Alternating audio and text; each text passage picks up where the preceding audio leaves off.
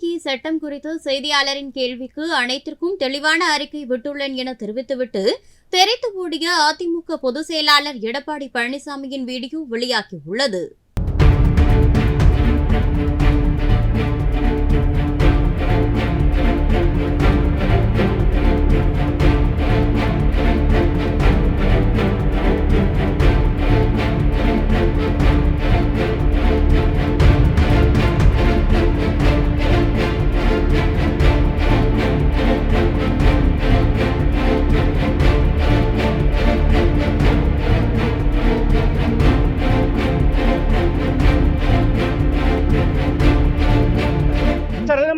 சட்டம் வந்து பாத்தீங்கன்னா ஏற்கனவே பதில் கொடுத்தாச்சு, தெளிவான பதில் கொடுத்தாச்சு.